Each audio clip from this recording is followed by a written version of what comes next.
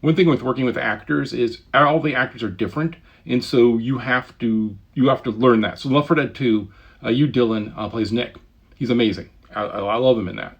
But he had played Left 4 Dead 1 a bunch. So he understood the game. He understood the witch. Like when sometimes we'd tell an actor like, "Oh, the witch is this," and they'd be like, "Oh yeah," and you're like, "You have no idea what I'm talking about." But he did because he had played it. He played it in his trailer. He played it solo, offline, on the Xbox. Crazy, right? But he loved it. Wanted to play it. Wanted to be part of it. The second one, he was super great. But he was no nonsense. So often with the actors, they come in and we kind of just shoot the shit and kind of get a feel for them. And that first session in particular, you're trying to figure out how to write for them, because they're going to come back 4 months from now, and you need to make it enough how to write for them so that they can come back to it and not have to do it. If you're going to do one character the whole time, you could be crazier, but for this, right, you want to find it. And he was just no nonsense. I thought he was going to punch me when I would be like, "Hey, can you do a second take of that?" And he was just like, I mean, super nice, but like just like all the time, which is kind of fun break, I guess. I don't know. But also, he did not ad lib. This is not a knock on him, but he just is an actor who will deliver the line, nail the line, chew on the line, and be awesome. And he gets the character, and like there's so many great lines we could write for him, knowing delivery would cover it. He would cover it, but just not an ad-libber.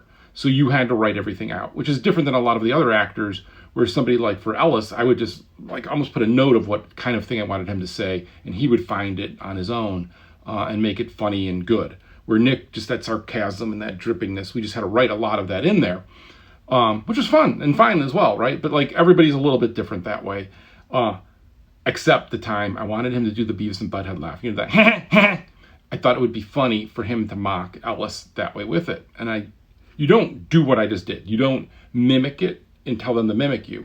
You're just like, "Hey, so can you do this Beavis and Butthead laugh?" And he's like, "Yeah, I don't know that."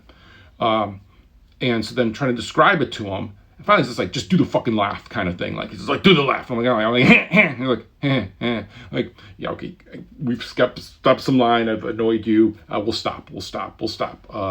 Yeah, it was weird. If you notice, he doesn't have a lot of laughs in the game. While he is a funny, good guy, laughs are ad-libs, and he doesn't do ad-libs, so there's not a lot of laughs for him in the game. But what he does have is, we had to, for ESRB, have every possible swear word we would put in the game. And so we made that a list, and we just had him read the list. He did that pretty good. He also does a little shout out to Steve Coogan, with a little Alan Partridge line of when he just says the word tits out of nowhere. That's one of the characters from the Alan Partridge show, because big fan of that comedy. Little trivia there.